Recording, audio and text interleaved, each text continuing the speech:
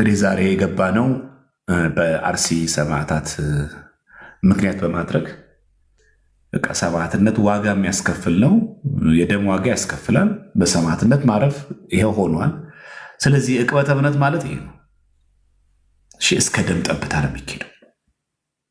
እንደዛ ለሚለው እስከ ሞት ድረስ የታመንኩን የሕይወት አክሊል ደግሞ እሰጥሃለሁ። እስከ ድረስ እስከ ሞት ድረስ ዕቅበተ እምነት ማለት ያ ነው።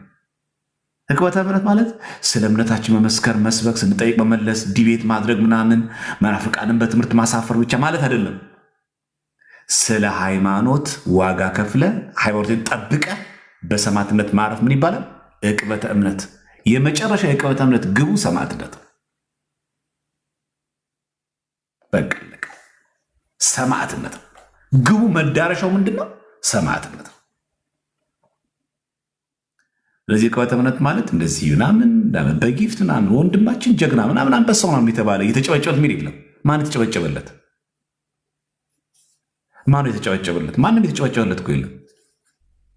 ቢጨበጨበለት የለም። ጴጥሮስ እንዴት ነው የሞተው? ቁልቁል። ጳውሎስ አንገት በሰይፍ ተቀልቶ። አሁን ለጴጥሮስ ይገባል በእውነት እንደ ገር ሰቅሎኝ አይገባም ቁልቁል ስቀሉኝ ማለት ይገባል? አሁን ጳውሎስ አንገቱን ተቀላ። 14 መልእክታት ነው የጻፈ። የቤተክርስቲያን ምርጥ ዕቃ ነዋየ ህሩይ በሰይፍ እኮ ነው የተቀላው። ማን የተጨበጨበ ሄደ? ማን የተጨበጨበ ሄደ? ማን እልይት ባለለት ሄደ? ሁሉም ዋጋ ከፍሎ ሄደ። እንድሪያስ ሐዋርያው እንድሪያስ እንዴት ነው ያረፈው? ኢንክላይንድ እንደዚህ መስቀሉ አግድም እንዲቀጥሎ እንደ ጴጥሮስም አይደለም። እንደዚህ አርጉኝ አግድም እንደዚህ አርጉ። ማንም እል እየተባለ ሰማዕትነትን ሳይቀበል የገባ የለም። ሁሉ በመከራ ዝም ብሎ ጭብጨባ ሙገሳ የለም። ይሄ መከራ አለብን። ስለዚህ የአርሲ ሰማዕታት ክርስቲያኖች ናቸው፣ ኦርቶዶክሳውያን ናቸው። ዕቅበተ እምነትን አሳይተውናል። ሃይማኖት መጠበቅ ማለት ቲክቶክ ላይ ወጥቶ ፌስቡክ ላይ ወጥቶ ዩቲዩብ ላይ ወጥቶ መናገር ብቻ ማለት ሳይሆን ለእምነት ራስን አሳልፎ መስጠትን በተግባር አሳይተውናል። አቃቢያነ እምነት ናቸው። ክራቸውን ሳይበጥሱ ኦርቶዶክሳቸውን ጠብቀው በሞት በግድያ በማረጃ ቦታ ላይ ሆኖ ጸንተው የተገኙ እነዚህ ናቸው አቃቢያነ እምነት። በተግባር አሳዩ። እምነታቸውን ጠበቁ። እምነትን ሊያስክድ የሚችል ፈተና ሲመጣባቸው በሰማዕትነት ተቀበሉት። ዕቅበተ እምነት ማለት ያ ነው። ስለዚህ ለሁሉም ሰው ብለው አቃቤ እምነትን የሚጠብቅ ማለት ጥቅስ እያጣቀሰ መናፍቃን ማሳፈር ብቻ ማለት ሳይሆን ዋጋ በሚያሰጥ በመንግስት ሰማያት በክብር እንድንቀዳጅ እርሱን ሳንክደው ጠብቀ ነው መኖርን። ሰማዕትነትም ይሄ ነው። ዕቅበተ እምነቱ ሰማዕትነት። አልክድም ሃይማኖቴን፣ አልክድም ክርስቶስን፣ የሞተልኝ መድኃኒዓለምን አልክደውም፣ ከእርሱ ጋር ሆኜ እኖራለሁ፣ ይህን ሁሉ ዓለም ባተርፍ ምን ይጠቅመኛል እሱ ከካድኩኝ በኋላ ብሎ ለክርስቶስ ራስን አሳልፎ መስጠት ዕቅበተ እምነት ነው። ስለዚህ የአርሲ ሰማዕታት ዕቅበተ እምነት ለእኛም ያድለን። እኛም የታይታይ የንግግር የአፍ ብቻ ሳይሆን በተግባራችንም በግብራችንም በሕይወታችንም ጭምር እንደነሱ እንድንመሰክር እግዚአብሔር ይርዳል። ይህን ይመስላል። ስላበዛውባችሁ ይቅርታ። ተከታታይ የሆነ ጥቃት በኦርቶዶክሳውያን የአርሲ ክርስቲያኖች ስለተፈጸመ ለዛ ብዬ ነው ሰፋ አድርገን ብንማረው እኛም ብናውቀው ብንዘጋጅም መልካም ስለሆነ ሰማዕትነት ክብር ነው። ቅዱስ ጊዮርጊስ ሰማዕት ያበራል እኮ ዛሬ። ጊዮርጊስ እኮ አርፏል። ቅዱስ ቂርቆስ እኮ አርፏል። ሰማዕቱ ቅዱስ መርቆሬዎስ እኮ አርፏል። ዛሬም ግን ያበራል። ዛሬም ያበራል። ዛሬም ንግስ አለ። የጊዮርጊስ እረፍት ቀን ዛሬም በእልልታ በከብሮ እናከብራለን። አርፏል እኮ ሰማዕታት ዛሬም አሉ፣ ያበራሉ። ዛሬም ክብረ በዓላቸው አለ። ዛሬም እልልታ ይደረጋል። በጣም የሚገርመው በሰማዕታት እረፍታቸው ቀን ግን በእልልታ በዝማሬ እናከብረው። እየየ አንልም። እየየ የሚያስብልን ሞት መድኃኒዓለም ክርስቶስ ሽሮናል። በቃ አለቀ። ተሻረልን እኮ ሞት ወይ ሞጊያ የታለ ሲኦል ድል መሳት የታለ ስላልን ዛሬ በሰማዕታት እረፍታቸው ቀን በእልልታ በክብሩ እናከብራለን። በቃ ጌታችን ኢየሱስ ክርስቶስ ሞትን ሻርልና አጠፋልን። ሞት ላይ አሁን መዘመር ጀመርን።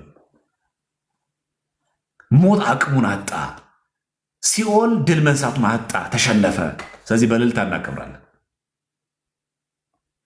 ስለዚህ ይሄ የኛ ክብራችን ነው። በቃ ሰማዕትነት ክብራችን ነው። ጠብቁት። እሺ በቃ አለቀ። በወንጀል አይሁን፣ በተንኮል አይሁን፣ በዘረኝነት አይሁን፣ በኃጢአት አይሁን፣ ለክርስትናችን የሚመጣውን ሰማዕትነት ጠብቁት፣ በክብር ተቀበሉት። በቃ አለቀ። በክብር በቃ አለቀ። እንደዛ ለሚለው ቅዳሴ ማርያም እናንተ የክርስቲያን ወገኖች ሆይ በዚች ቀን ተሰበሰባችሁ ነፃ በምታወጣ በኢየሩሳሌም ይሰብስባችሁ። ምን ብለኛ? አሜን። ቀጡ የሚለው የካህናት አለቃ ወዳለበት ያግባችሁ ካለም በኋላ አሜን። ማነው የካህናት አለቃ? መድኃኒዓለም ኢየሱስ ክርስቶስ። ከዛ ቀጡ ምን የሚለው? ድል የነሱ የሰማዕታት ማህበር ትጉሃን የሆኑ የመላእክት ማህበር ወዳለበት ያግባችሁ አለ። ያስተማሩ የሐዋርያት ማህበር ካለ በኋላ ድል የነሱ የሰማዕታት ማህበር ወዳለበት ያግባችሁ። በቃ ወደዛ ነው የምንገባው። ራሱ አሁን እኛ ስናርፍ ራሱ ከአርሲ ሰማዕታት ጋር እንገናኛለን። ያድርግልን እግዚአብሔር። በእውነት ከእነሱ ጋር የምንገናኘው ትጉሃን የሆኑ የመላእክት ማህበር ካለ በኋላ እኮ እንደዛ ትጉሃን የሆኑ የመላእክት ማህበር ያስተማሩ የሐዋርያት ማህበር ካለ በኋላ ይላል ድል የነሱ የሰማዕታት ማህበር። ሰማዕታት ምንዳቸው? ድል የነሱ። ስለዚህ የአርሲ ሰማዕታት ተሸንፎ ሳይሆን ድል የነሱ ናቸው። ቀረ በቃ። እግዚአብሔር አምላክ ስሙ የተመሰገነ ይሁን። የአርሲ ሰማዕታት ምንድን ናቸው? ድል የነሱ የሰማዕታት ማህበር። እዛ ነው የገቡት። በቃ ተገድለዋል እኮ ተጨፍጭፈዋል እኮ ግን ድል ነስተዋል። ተገድሎ ድል መንሳት ኦርቶዶክስ ውስጥ ነው ያለው። ገድለህ እኮ አይደለም ተገድለህ፣ ገፍተህ አይደለም እኮ ተገፍተህ፣ ጨፍጭፈህ አይደለም እኮ ተጨፍጭፈህ፣ ቀጥቅጠህ እኮ አይደለም ተቀጥቅጠህ። ስለ ሃይማኖት ዋጋ ስትከፍል ምን ይባላል? ድል የነሱ ትባላላችሁ። ስለዚህ የአርሲ ሰማዕታት ድል የተነሱ ሳይሆኑ ድል የነሱ ናቸው። በረከታቸው ይደርብን። ድል የነሱ ሰማዕታት ናቸው። ትጉሃኑን የመላእክት ማህበር ወዳለበት ያስተማሩ የሐዋርያት ማህበር ወዳለበት ያግባችሁ ነው የሚለው። አሜን ነው የምንለው። አግኝተነው ነው። ስለዚህ በሰማዕትነት ማረፍ ማለት መሸነፍ፣ ድል መነሳት ሳይሆን ድል መንሳት ነው። በረከታችሁ ይደርብን። እዚህ በአርሲ ያላችሁ ክርስቲያኖች፣ ሌሎች የኢትዮጵያ ክፍሎች የምትገኙ ኦርቶዶክሳውያን በክርስትናችን በሃይማኖታችን እንድንጸና ለሃይማኖታችን ዋጋ እንድንከፍል ያደለው ነው እንደዚህ የሚሆነው። የታደለ ሰው ሰማዕት ሆኖ ለሃይማኖቱ ይመሰክራል። ይህ እንድናስብ ነው። እግዚአብሔር በምሕረቱ ሁላችን ይጠብቀን። እሺ ቢበቃንስ? የሚጨምር ነገር ካለ የምትጨምሩት ሰዎች ካላችሁ ጨምሩ። በተረፈ እናጠቃለን።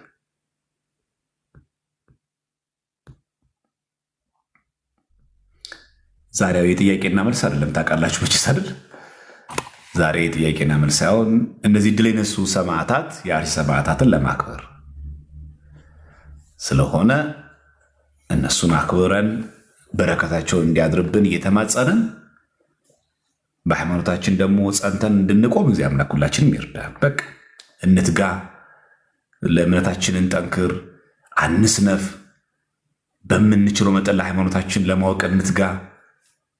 በቃ አገልጋዮች፣ የሰንበት ተማሪ፣ ምዕመናን ሁላችንም ስለ እምነቴ አውቃለሁ ማለት አለብን። በምንፍቅና እንፈር። በሰማዕትነት አይደለም፣ በምንፍቅና ያሳፍራል። ኦርቶዶክስ ሆነን መመለስ አለመቻል ያሳፍራል። በቃ ሊያሳፍር ይገባል። በቃ ምንፍቅና ሊያሳፍረን ይገባል። ክህደት ሊያሳፍረን ይገባል። ክር መበጠስ ሊያሳፍረን ይገባል። እችን እምነታችን ሃይማኖታችን ጠብቀን መኖር በቃ አለ። ከዚች ጋር በመኖር ሌላ ምንም የለንም እኛ። ስለዚህ ስለ እምነታዬን አውቃለሁ። ከአሁን በኋላ በምኖርበት ሀገር ለማስቀደስ እጠራለሁ። ንስሐ ገባለሁ። ስጋው ደሙን እቀበላለሁ። ባለኝ አቅሜን ሁሉ እረዳለሁ። በነገራችን ላይ ከአርሲ ሰማዕታት በረከት ለመቀበል ከፈለግን ለእነዚህ ወገኖች እናት ለሞተባቸው፣ አባት ለሞተባቸው፣ ወንድም ለሞተባቸው መርዳት ራሱ ከሰማዕታት በረከት መካፈል ነው። በነገራችን ላይ እንዳትረሱ ይሄንን። እናት የተገደለበት፣ አባት የተገደለበት፣ ወንድም የተገደለበት እነዚህ ክርስቲያኖች እነዚህን ማገዝ ምን ይባላል? ይሄ ሰማዕታትን መርዳት ከሰማዕታት በረከት መቀበል ነው። በነገራችን ላይ ግዴታም ጭምር ነው። እኒህ ሰማዕታት ነገ መጥተው ቢጠይቁን ማገዝ ግዴታችን፣ መብት አይደለም ግዴታችን ነው። ያ ብቻ አይደለም፣ እኒህ ሰማዕታት ስንረዳቸው የሰማዕታቱን በረከት ጭምር እናገኛለን። ቀላል ነገር እንዳይመስላችሁ። ስለዚህ ይሄ ለሁሉም ክርስቲያን የቤት ስራ መሆን አለበት፣ ለሁሉም ክርስቲያን ማለት። ስለዚህ ሰማዕታትን ማገዝ፣ መደገፍ፣ የቀሩት ቤተሰቦቻቸውን ማጽናናት፣ ሄዶ ቃለ እግዚአብሔር መስበክ ገንዘብ ብቻ አይደለም። አካባቢ ላይ ሄዶ መስበክ፣ ማስተማር፣ እነሱ መደገፍ፣ ከሰማዕታት በረከት ጭምር መቀበል ግዴታም ጭምር ነው። ዲስቅልያ ላይ አለ። በሰማዕትነት የሚያርፉ ወገኖችን ዘመዶቻቸውን በሕይወት የተረፉትን የመደገፍ የማገዝ ክርስቲያናዊ ግዴታ ነው ያለብን። ይሄ ዝም ብሎ ሰው መርዳት ምናምን የሚባል አይደለም። ይሄ ግዴታ ነው። ስለዚህ ለመልካም ነገር መትጋት አለብን። የምታውቋቸው ሰዎች ካላችሁ፣ እዛ አካባቢ ያሉ ሰዎች ካላችሁ፣ ጠቅላይ ቤተ ክህነት ምናልባት ወይ ሀገረ ስብከቱ ካዘጋጀ መርዳት ግድ ነው። በረከታቸው ጭምር ለመገኘት ያልመቻል። ስለዚህ ምናልባት ሀገረ ስብከቱ የሚያዋጣው ነገር አዋጡ የሚልበት ወደ ምዕመኑ ምናልባት ከተዘረጋ የሚረዱ የሚታገዙ ሰዎች ካሉ መዋቅራዊ በሆነ መንገድ ህጋዊ በሆነ መንገድ መጥቶ ሀገረ ስብከቱ የሚያውቀው መንገድ የሚሰጥ ከሆነ እነዛ ክርስቲያኖች ማገዝ በጣም ተገቢ ነው። ውጭ ሀገር የሚኖራችሁ ችግር የለም። በአካል መገኘት ባትችሉ በገንዘባችሁ ማገዝ ትችላላችሁ። በጸሎት ማገዝ መደገፍ ትችላላችሁ። እነዚህን አካላት ማገዝ መንፈሳዊ ግዴታችን። ይህን እንዳንረሳ አደራ ለማለት ያክል ነው ይህን ያልኩት። ሌላ ምን የረሳሁት ነገር አለ ከዚህ ጋር በተያያዘ?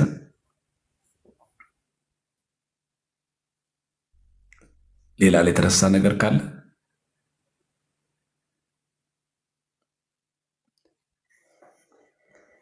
የረሳ ነገር አለ ከዚህ ጋር በተያያዘ? አንዳንድ ሰው እንደው በዚህ ሰዓት እንኳ ውስጥ ይልካል።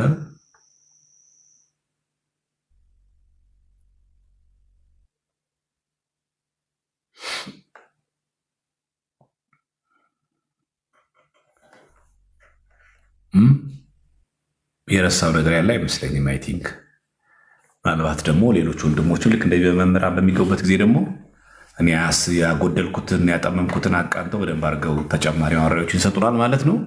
እስከዛው ግን ዛሬ በማህበራዊ ሚዲያ በፌስቡክ፣ በቲክቶክ፣ በዩቲዩብ ምናምን ልባችን ተሰብሮ ልባችን እየደማ በማዘን ላይ ያለን ክርስቲያኖች ያው እኛ ደግሞ ግዴታችን እንወጣ። በቃ አለቀ። እኔ የአርሲ ሰማዕታት ካሳዘኑኝ እኔ ጥሩ ክርስቲያን ለመሆን ልትጋ። በቃ አለቀ። ከዚህ ነው የሚጀምረው። እኔ ንስሐ ገቢ፣ እኔ ቆራቢ፣ እኔ አስቀዳሽ፣ እኔ ስለ ሃይማኖት ማቅ መሆን አለብኝ። አለቀ። ከእንግዲህ ዘረኝነትን ከውስጤ ፍንቅል አድርጌ አወጣለሁ።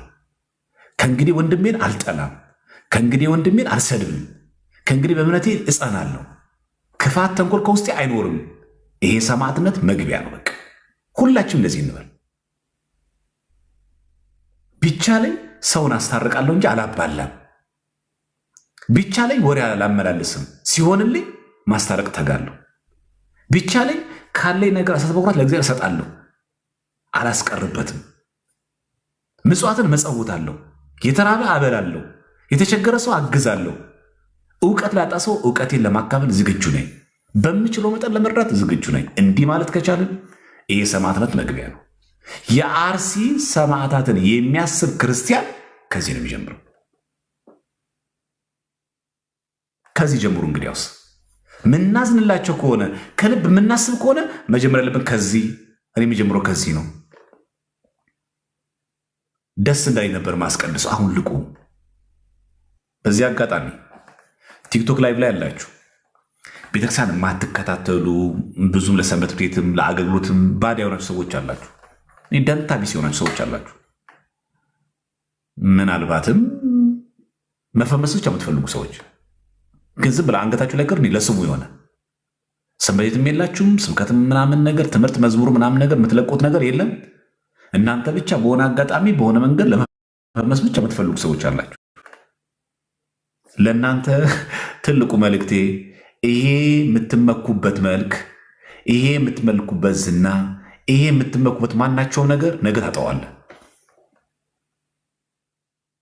በቃ አርሲ ሰማዕታት ጥያቄ አለ። የአርሲ ሰማዕታትን አይተው እያልክ አንተ ጋር ነገ መምጣቱ አይቀርም። ሳትወድ በግድ ትሞታታለህ። ወደህ አይደለም ተገደህ። ስለዚህ እባካችሁ ቲክቶክ ላይ የተለያየ ቪዲዮ የምትለቁ እነዚህ ዓለማውያን ሰዎች ነው የምናናገር ያሉት። በተለይ ቲኔጀሮች ምናምን ከቻላችሁ ኮንተንት ምረጡና ሃይማኖታችሁን የማያስነቅፍ ነገር ስሩ። የግድ እንደኛ ወጣችሁ አስተምሩ፣ ነጣ ለብሳችሁ ዘምሩ፣ ስበኩ ምናምን እኮ አለምላችሁ። ያው ሌላ ዓለማዊ ነገር ብትሰሩም ያን ዓለማዊ ነገር ኮንተንቱን አሳምሩት። በቃ የብልግና ነገር እየጻፍክ ጾታዊ ነገር እየጻፍክ መፈመስ ምን የሚሉት ነው? አሁን እቺ መከረኛ ጥቁር መነጽር አለች፣ ቅንድቡን ይቀነደባል፣ ፀጉሩን ቀለም ይቀባል ምናምን ነገር፣ ከዛ ቃሪያ ሱሪ ምናምን ያደርጋል፣ ሰፋፊ ሱሪ አድርጎ ምናምን ነገር ምናምን፣ ከዛ ተው ደግሞ የተቀናበት ምናምን አድርጎ ነው የሚያስበው ምናምን። አይ እቺ አሁን ወጣትነት የምንፈነጥዝባት ነገ እናጣታለን። አንድ መልእክት አለ መጽሐፍ ቅዱሳዊ መልእክት ምን የሚል? በጉብዝና ወራት ፈጣሪህን አስብ። በተለይ ዝነኛ ነኝ፣ መልከኛ ነኝ፣ ብዙ ሴቶች ይወዱኛል፣ ብዙ ወንዶች ይወዱኛል የምትይ ሴት፣ ብዙ ሴቶች ይወዱኛል የምትል ወንድ፣ ከዚህ ከጎሳ ከምናምን ነገር ብትርቅም ይሄ ነገር ባይኖርብህም ይሄ መልከኛነታችንን፣ ይሄ ውበታችንን፣ ይሄ ተፈላጊነታችን ነገ እናጠዋለን። እባካችሁን ምንም ችግር የለውም። ዓለማዊነታችሁን በአንድ ለመተው እንኳን ቢከብዳችሁ በሂደት እንኳን በተጋሉ እንዲመጣላችሁ ወደ ቤተክርስቲያን ቀረቡ። ግድ የለም፣ ከዛ በኋላ ሁሉ ነገር ያልፋል። ይሄ መልካችን እንደዚህ ሆነ አይቀጥልም። የሆነ ቀን እንደክማለን፣ የሆነ ጊዜ እናረጃለን። ይህ የምንመካበት ነገር ሁሉም ወደቁ አይቀርም። ስለዚህ 20 ቤት ያላችሁ ቲኔጀሮች፣ አንዳንዶቻችሁ ደግሞ አስራ ቤትም ያላችሁ እናንተ ልጆች እባካችሁን ከምንም በላይ ለቤተክርስቲያን አሁን የምታስፈልጓት። በቃ ስለ ሃይማኖታችሁ ለማወቅ ከፈለጋችሁ ተማሩ። ብዙ የሚያስተምሩ ወንድሞች አሉ። በግል መማር እንኳን ከፈለጋችሁ ቴሌግራም ግሩፕ ከፍተው በትክክል የቤተክርስቲያን ትምህርት የሚያስተምሩ በጣም ጥቂት ወንድሞች አሉ። እነሱ ጋር መማር ትችላላችሁ፣ ማወቅ ትችላላችሁ፣ ደውላችሁ መጠየቅ ትችላላችሁ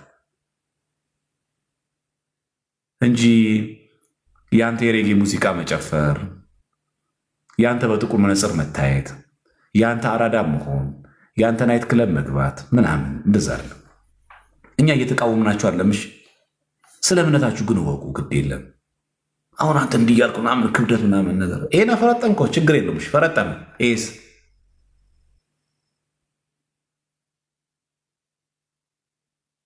ይህን እኮ ማሰብ ያለብህ። ይሄ መቼ ፈርጥም አሳየን። እሺ ቅርጽህን አየነው። በቃ የልፋትህ የድክመትህ ውጤት ነው አይደለም? ይሄ መቼ ፈርጥም። በቤተክርስቲያን ስፖርት መስራት ኃጢአት አይደለም። የሰውነት ማጎልበሻ መስራት ኃጢአት አይደለም። ኃጢአት የሚያሰኘው ራስን ለመከላከል ነው ሲል ኃጢአት ይሆናል።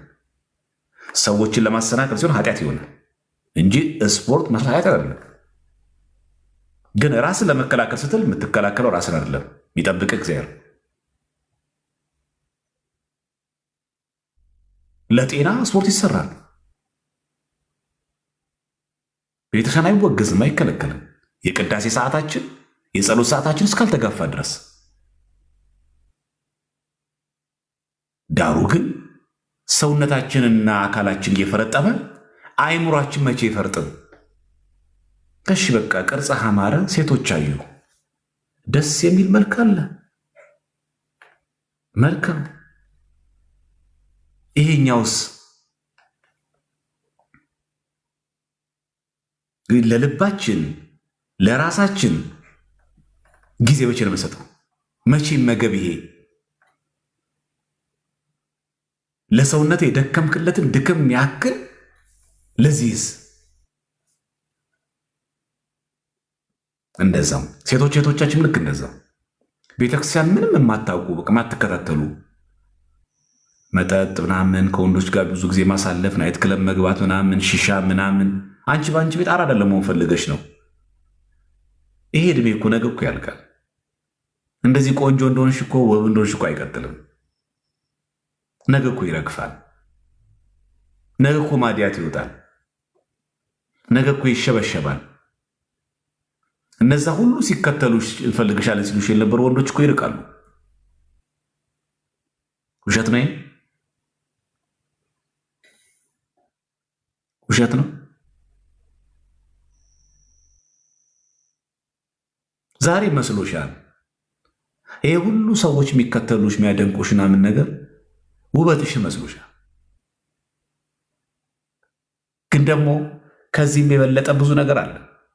ሰው በትክክል ካልተጠቀመው፣ ሰው በአግባቡ ካልተጠቀመው፣ እንደው አግባብ ባለሆነ መንገድ ክርስትናውን ማያራምደው ከሆነ በብዙ መንገድ ሊወድቅ ይችላል። ይሄ ውበታችን ነገር ከንቱ ነው፣ ያልፋል። ስለዚህ እህታችን ዋናው ነገር ያንን ደምግባትሽን ያንን መልክ ቁመትን በዩ ምናምን የትኛውን የሰውነት ክፍሎችሽን ውበት ነው ብለሽ ማስቢው ነገ ግን ያልፋል። ማርጀታችን አይቀርም፣ ይቀየራል። አሁን ማሰብ የሚገባን ይሄንን። ስለዚህ ነገ መልክሽ ሲቀየር ጠቆር ስቲ፣ ስትከሺ፣ ኮስመን ስቲ ሁሉም ይርቃል አይደል? ሁሉም ይርቃል። ሁሉም በዚህ መልክ አይመጣም። አንድ ግን የማይረቀሽ አለ። ቸሩ መድኃኒዓለም ማዲያት ወጣባት፣ ሰው ራቃት። ሰዎች እኮ ወንዶች እኮ አይፈልጓትም። የድሮ መልኳ እኮ ረገፈ ብሎ ማይተውሽ ቅድስት ሥላሴ ብቻ ነው።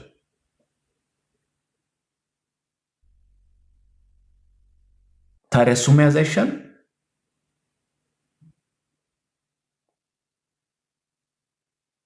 ለጊዜው አራዳ የሆንሽ መስሎች ነው ሽሻውን፣ መጠጡንም፣ ወንዱንም፣ ዝሙቱንም፣ ጭፈራውንም በአንቺ ቤት ላይፍ እያየውን እያልሽ ነው።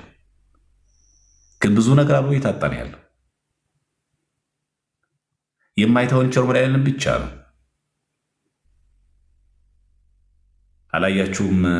ትዝ ይላችሁ እንደሆነ በሰፈራችሁ የምታውቋቸው በጣም ትልልቅ ክብደት የሚያነሱ በጣም ጩንቻማ፣ በጣም ቅርጻቸው በስመ አብ እሱ ከእሱ ጋር ማን ይደባደባል የሚባሉ ታመው በሽታ ላይ ወድቀው የሆነ ጊዜ መንገድ ላይ ኩስምን ብላችሁ ያ መልክ ሁሉ ያ ሁሉ ጡንቻችሁ ያ ሁሉ ሰውነት ረግፎ አላያችሁ? አልገጠማችሁ? አላዘናችሁም? አቤት ገሌ እኮ ድሮ እኮ ብታየው በሱ ፊት ማን ይቆማል መሰለ? በተለይ መልኩ፣ ቁመናው፣ ሰውነቱ ብታየው፣ በዛ ላይ ሰውነቱ ቅርጽ ክብደት ይሰራል ብታየው። አላያችሁም? ጠቋቁሮ ከስቶ ምናምን ከሰውነት ተራ ወጥቶ። ይሄ ውሸት ነው። ስለዚህ እኔ አሁን ስፖርቱን የተቃወምኩት አይደለም። ራሳችን መጠበቅ አለት አይደለም። ለምን አማረብን አይደለም እያልኳቸው ያለሁት። ለምን የተስተካከለ ቁመት ያዘን አይደለም እያልኳቸው ያለሁት። ለምን ስፖርት ሰራንም አይደለም እያልኳቸው ያለሁት።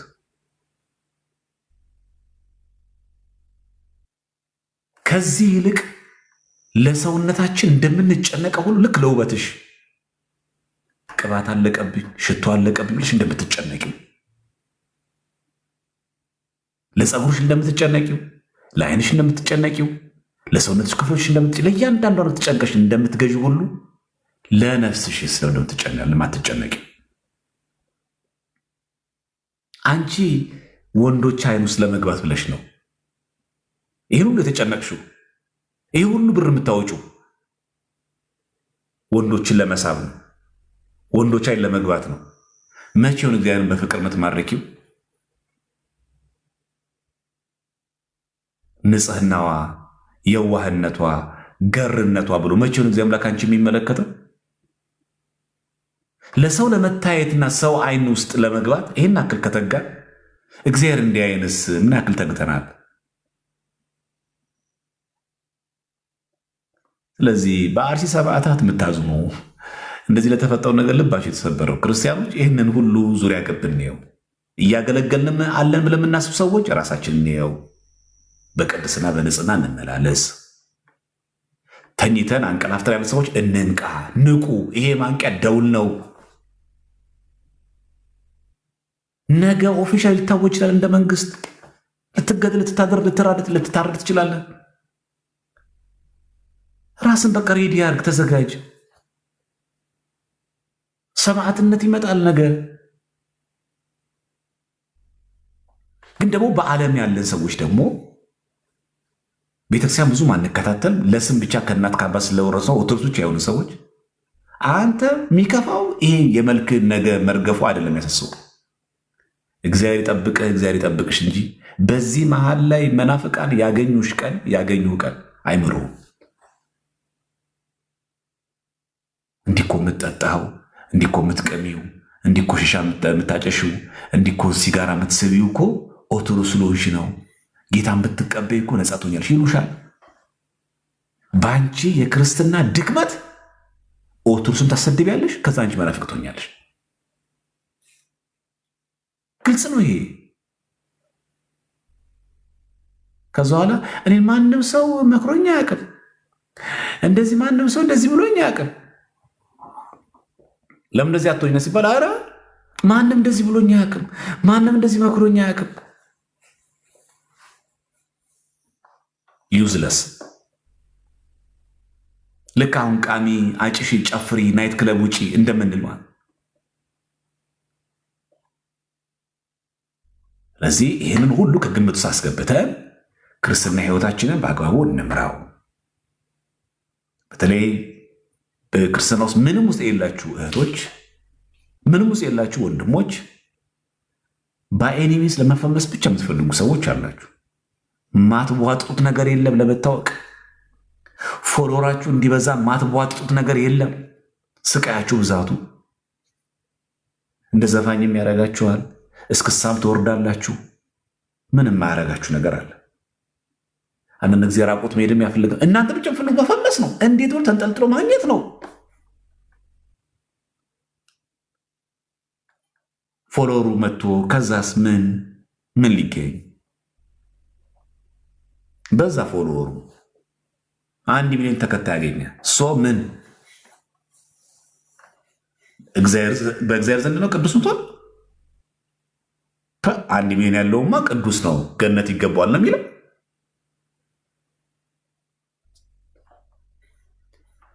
ወይስ ልትታበይ ነው? 1 ሚሊዮን እኮ አለኝ ፎሎወር እኔ እንዳንተ መሰልኩኝ እንድትል ነው። ስለዚህ ለነፍሳችን እናስብላት። በቃ ኮንተንት ምረጡና ሃይማኖታዊ ጉዳይ ባይሆንም ህዝቡ ሊያስተምር የሚችል ጉዳይ በሆነ መንገድ ኮንተንት ምረጡ። መሰጠው ይቻላል። በጣም ጥሩ ኮንተንት፣ ማህበረሰብ አቀፍ፣ ሁሉን ሰው ሊያቀፍ የሚችል ሊያነጋግር የሚችል ወጣቱን የሚያማክል ብዙ ርዕሰ ጉዳዮች እኮ እየመረጡ መዋየት እኮ ይቻላል። የዲፕሬሽን ምንጩ ምንድን ነው? ይህ እኮ መዋየት አይቻል። ዲፕሬሽን ስለው እንደሚጨነቀው ብዙ ሰው ራሱን ያጠፋል። የሀብታም ልጁ ሞሩ ራሱ የኢኮኖሚ ችግር ብቻ አይደለም። ለምንድን ነው መዋየት እኮ ይቻላል። ይሄን ኮንተንት ምረጡ፣ መዋየት ትችላላችሁ። ይኸው ሰጠኋችሁ ኮንተንት። ላይቭ ላይ ገብተህ ምናምን ነገር እንዴት ነሽ ምናምን ደህና ነው ምናምን ነገር እስቲ አንድ ሙዚቃ ጋብዘኝ ምናምን ምን ቁም ነገር አለውና ሙዚቃ ከፈለክ ለምን ላይቭ ትገባለህ? ዩቲዩብ ከፍታ ትሰራም እንዴ?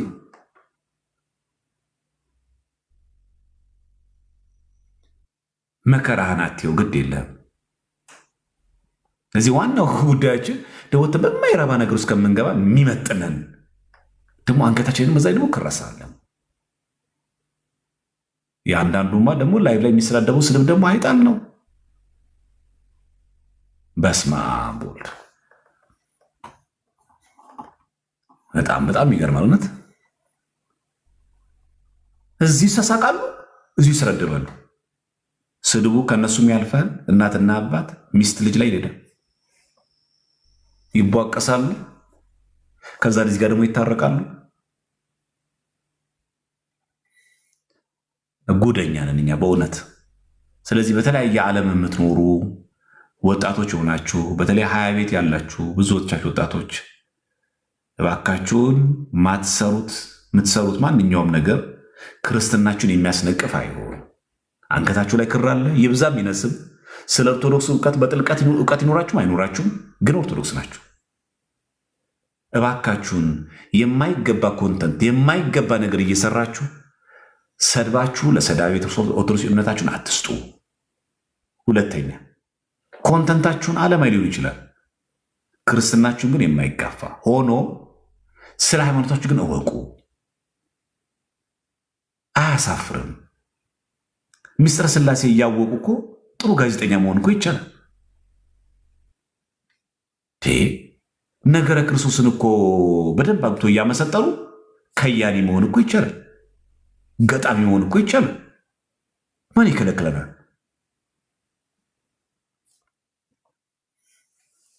ስፖርተኛ እኮ መሆን ይቻላል እኮ ነገረ ማርያምን እያመሰጠረ ምን ክፋት አለው? አያችሁ፣ ይሄኛውም እያደለብ ነው፣ ሰውነታችን እየደለበት እንደው ባላንስ ያደርግ ጥሩ አይደለም።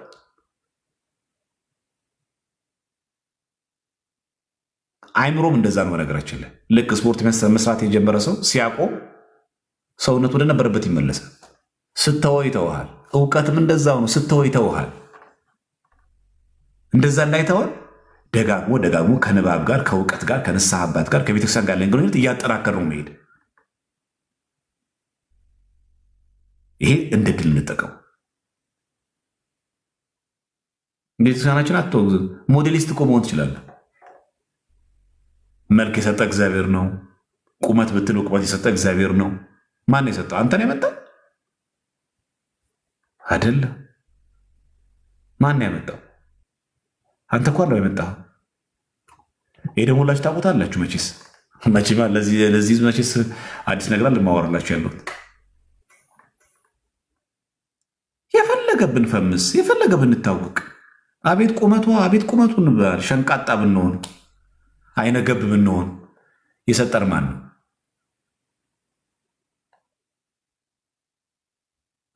ፋኦ ነው የሰጠን? ዩኤንን የሰጠን? ተፈራርመን ነው? ቆይ ይህንን እንወዳደርበትና ይሄንን ቁመት እመልሳለሁ ብለን ነው?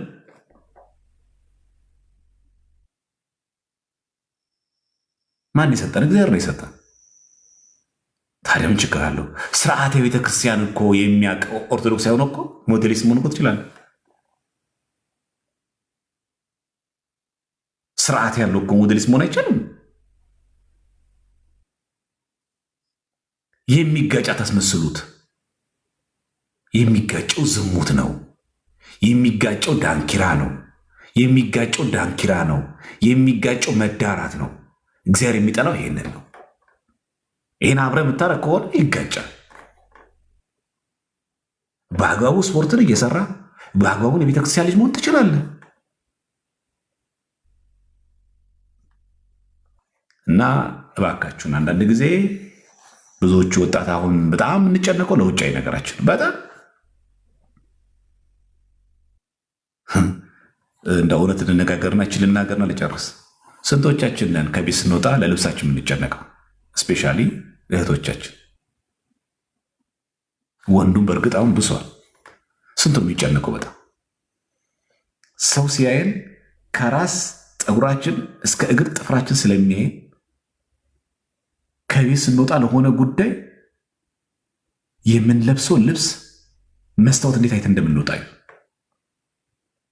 ኤፍሬም ሶርያዊ እንደዚህ ይላል፣ ከቤት ስትወጣ፣ ከአልጋ ስትነሳ፣ ስትቀመጥ፣ ስትነሳ፣ በሩንም ስትከፍተው ሁል ጊዜ በስመ ሥላሴ አማትበህ ግባ ውጣ ይላል። እንዲህ የሚያደርግ ሰው አለ? ኤፍሬም ሶርያዊ ነው ያለው ኮሚኒተሪ ኦን ማርክ ላይ የማርቆስ ወንጌል በትርጉመ ድርሳኑ ላይ ማለት አለ። እንደዛ ብሎ ስትተኛ፣ ስትነሳ፣ በሩንም ስትከፍተው፣ ከአልጋም ተነሳ ብድግ ስትል፣ ቆመ ስትሄድ፣ ምግብ ስትበላ፣ ስትጨርስ፣ ከቤት ስትወጣ፣ ወደ ቤትም ስትገባ ሁል ጊዜ በስመ ሥላሴ በመስቀል ምልክት አማትብ ይላል። አጋንንት ካንተ ይርቃሉ ይላል። ይሄ ሁሉ አለ። እኛ ያለነው የት ነው? ኮስሞቲክ። እኛ የተለነው ውበት ላይ። እኛ ያለነው የት ነው? ልብስ ላይ። እኛ የተለነው ቁመት ላይ። እኛ የተለነው ፀጉር ላይ።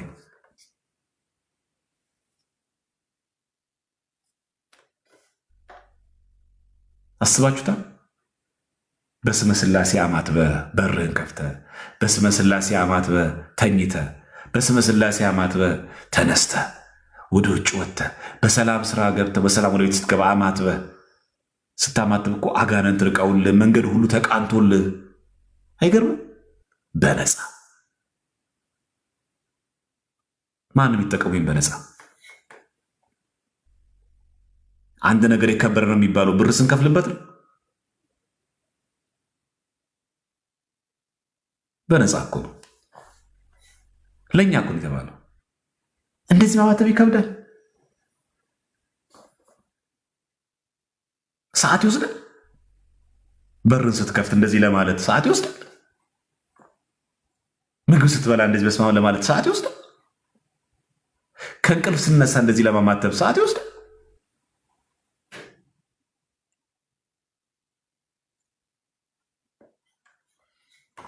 እና እንጠቀምበት። መንገዳችን እንዲቀናለን እኮ ነው። ህይወታችን እኮ እንዲሰምርልን ነው። እግዚአብሔር እኮ እንዲያቃናልን ነው እኮ። ማማተብ ምን ይከብዳል? እውቀት ይጠይቅ። መሪጌታ መሆን አይጠበቅብህ። ቄስ መሆን አይጠበቅብህ። ዲያቆን መሆን አይጠበቅብህ። የሰንበት ተማሪ መሆን አይጠበቅብህ። ኦርቶዶክሳዊ ክርስቲያን ኮንኮ ብቻውን በቃ በስመ አብ ወወልድ ወመንፈስ ቅዱስ አሐዱ አምላክ ብሎ ከቤት መውጣት፣ ስንገባ በስመ አብ ወወልድ ወመንፈስ ቅዱስ መግባት ምንድን ነው ክፋቱ? ምን ከባድ ሸክም ተጫነብን?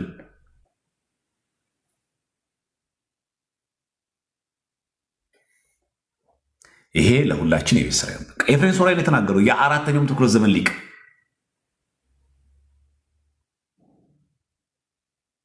ጠርጡሎስም እንደዛ ነው የሚለው። ተርቱሊያን ስትቀመጥ፣ ስትነሳ፣ ስትሄድ፣ ስትጓዝ በመንገዱ ሁሉ እኮ ነው የሚለው። ስትሄድ ሁሉ አማትብ።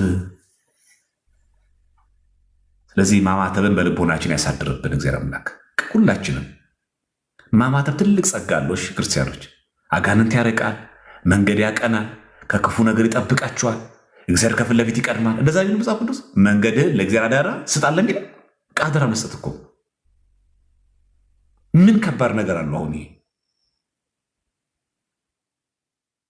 እና መንገዳችን እንዲቀናለን ሁሉ ጊዜ ማማተብ አለብን።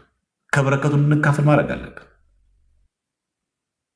ስለዚህ ወጣቶች፣ በተለይ በጣም ቲኔጀሮች፣ 10 ቤት ያላችሁ 20 ቤት ያላችሁ ሰዎች አሁን ተጠቀሙበት። እድሜያችሁን ጊዜው የምታውቁት ነው፣ ከፍቷል።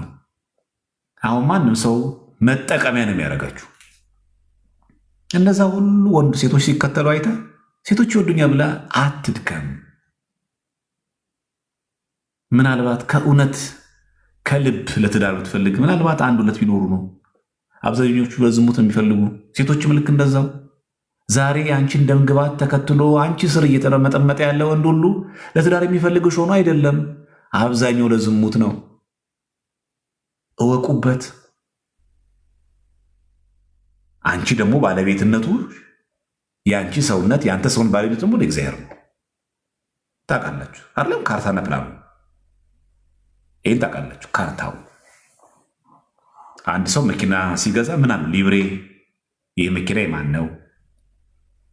ቤትም ሲገዛ ይህ ካርታ የማን ነው እንደሚባል ልክ እንደዚሁ እኛ የማንን? እግዚአብሔር። በእግዚአብሔር በሆነው ሰውነት ላይ መዘሞት ወንጀል ነው። ኃጢአት ነው እኮ ብቻ አይደለም እኮ ወንጀል ነው። እናንተ በገዛችሁበት በአንተ ቤት ላይ በአንተ ስም በሆነ ካርታ ባለው ቤት ላይ ማንም ገብቶ ቢጨፍር ዝም ትላለህ? እንዴት የሚያውረገርግህ? በአንቺ ስም ባለው ሊብሬ ባለው በገዛ መኪናሽ ማንም ሰው እንደፈለግኩን ከፍቼ ምናምን እንደፈለጉ ልንዳቤ እንዴት ነው የሚያደርግሽ? ንብረታችን ሲነካ እንወድም ማለት ነው። መኪና እንኳን ስንሰጥ ተጠንቅቀን በጥንቃቄ እንዳሽ አደራህን ብለን እንደዚህ የሚያንገበግበን እግዚአብሔር ደግሞ ለእኛ ብሎ በገዛን እንደዛ ቢለው የራሳችሁ አይደላችሁም በዋጋ ተገዝታችኋል ያለ በዋጋ በተገዛ ሰውነታችን ላይ ስንዘሙት እንዴት እንደሚያዝናሳዎች ሰው ኃጢአትና ጽድቁን ተውትና መብት ከመብት ደረጃ ስታጡት አሁን እኛ የኛ መብት አለ። ህገ ወጥ እኮ የምንሰራው ስራ ታውቃላችሁ። ኃጢአት ነው ብቻ እኮ አይደለም እኮ ህገ ወጥም ጭምር ነው። በሰው ቤት የኛ ባልሆነ በዋጋ ተገዝታችኋል እንጂ የራሳችሁ አይደላችሁ ማለት ነው ሐዋርያው። ስለዚህ እኔ ራሱ የራሴ አይደለሁም። የራሴ ባልሆነ በዚህ ሰውነት መቅደስ ሰውነት ላይ ምዘሙተው ምሰርቀው መዋሸው ክፉ ምናገረው ወንጀል እኮ ነው ምሰራ ያለሁት። ኃጢአት ብቻ እኮ አይደለም እኮ ባልተፈቀደልኝ ቤት የራሴ ባልሆነ ቤት ማናችሁ እንኳን ባለ መብቴ ነው እንዳትሉሽ። ማናችንም ብን ነው የሆነ ክፉ ቃል ተናግረን መብቴ እኮ ነው ምን አገባ እንዳትሉ። አንተ ራሱ የራስ አይደለህማ።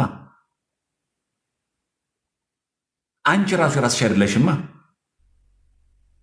ባለቤትነታችን የማን ነው? የእግዚአብሔር ነው። በቃ አለቀ።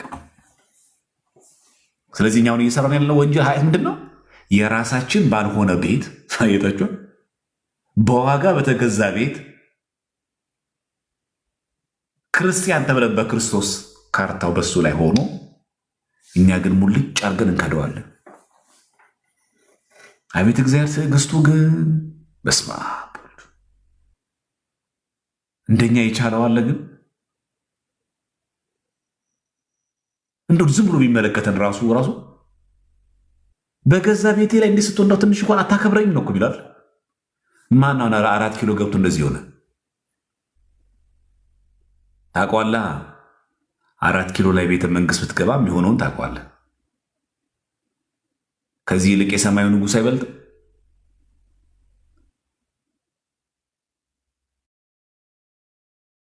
በራሱ ቤት ላይ እንዲህ ስታደርግ አለመቅሰፉ ራሱ አይደንቅም? 4 ኪሎ ካለው ጦር የበለጠ እግዚአብሔር ያለው ጦር አይበልጥም?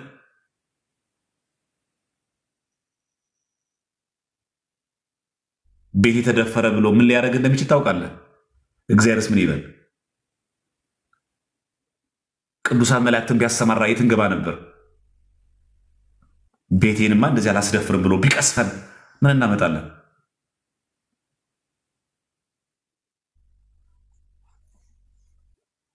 ይሄ በጣም አደገኛ ነገሩ። አይታችኋል? ዝም ብላችሁ እግዚአብሔር ዝም ብላችሁ አስቡት። አይታችሁ ትዕግስቱ እንዴት አድርጎ እንደተሸከመ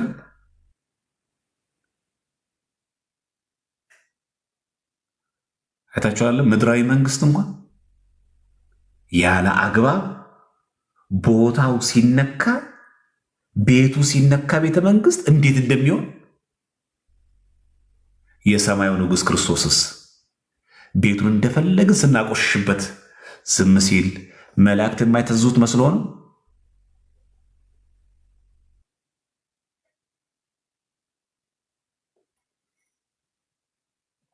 መስሎ ነው? በዋጋ የገዛሁት ነው፣ ስጋዬን ቆርሼላቸዋል፣ ደሙን አፍሼለታለሁ፣ የኔ ነው ብሎ እንኳን በኃይል መጥቶ አስጠንቆናል። ዝም ይላል። ዝም። አንደኛ ወንጀል ነው በእኛ ባልሆነ ሰውነት ላይ፣ ሁለተኛ ኃጢአት ነው እየሰራን ያለነው። ለዚህ እኮ ነው ሐዋርያው እናንተ የእግዚአብሔር ቤተ መቅደስ አይደላችሁምን? አርላ እግዚአብሔር ቤተ መቅደስ እኮ ነው። በእሱ ቤተ መቅደስ ላይ እንደልባችን ማን አለ ከኛ መካከል ራሱን በራሱ ፈጥሮ የመጣ ሰው አለ እዚህ ውስጥ? እኔ እኮ ሰው ነኝ ግን ራሴን የፈጠርኩት ያለ እግዚአብሔር የሚል ሰው አለ እዚህ ውስጥ? ያለ እግዚአብሔር ፍቃድ የመጣ ሰው አለ እኛ ውስጥ? ስለዚህ ኃጢአት ስትሰሩችን ነገር ሁሉ እናስባት። እሺ እየሰራ ያሉት እኮ ወንጀል ነው በሉ። እንደ ህግ እንኳን ምን ያክል እግዚአብሔር ብንንቀው ነው? አይታችሁ እንደዛ ማለት ታውቃላችሁ ትርጉሙ? እግዚአብሔር ምን ያክል ብንቀው ነው በሱ ሰውነት ላይ እንደዚህ መሆነው? እንደዚህ ማለት ያለበት ምን ያክል ብንቀው ነው? እዚህ ኃጢአት መስራት ማለት እግዚአብሔር መዳፈር ነው ማለት ነው። በቤትህ በመቅደስህ በማሰብ አለብን ማለት ነው። ይሄ ለሁላችንም እንደ ቤት ስራ ይሆን ለማለት ያክል ነው። እንደው ዛሬ ጫና አድርጌ የተናገርኩት በእነዚህ በአርሲ ሰማዕታት በተመለከተ ልባችን ተሰብሮ ከዛም አልፎ እየደማ እያለቀስን እያዘን ያለን ክርስቲያኖች ራሳችን አሁን ባወራናቸው በተማማርናቸው ትምህርቶች በመሰረት ሁሉ ከእኔ ጀምሮ ሁላችንም ወደ መንፈሳዊ ሕይወት ለመምጣት እንጣር። ይህን ሁሉ ተምረን እኮ ልንወድቅ እንችላለን። እንነሳ ቶሎ በንስሐ ከነገ ወዲያ ደግሞ ስንነሳ እንድንወድቃለን። አሁን ተመልሰን በንስሐ እንዲህ እያልን እስከ ዕለተ ፍጻሜች እግዚአብሔር ወደደ ቀን ያቆመናል። እስከዛ ግን እንውደቅ፣ እንነሳ፣ እዩ እንደቅ እንነሳ፣ እንደዛ እያደረግን እንድታገል። ውይ ይህን ለማድረግ ሞክሬ እኮ አልተሳካልኝም አትበል። ዝም ብሎ የተጋደልክ ይል ውደቅ፣ ተመልሰ ተነስ። አሁንም ውደቅ፣ ተመልሰ ተነስ። አንቺም ልክ እንደዚሁ ትወድቅ ያለሽ እኮ አሁንም ተነሽ። ስንቴም ይሁን እግዚአብሔር አምላክ ይህን ይፈልገዋል።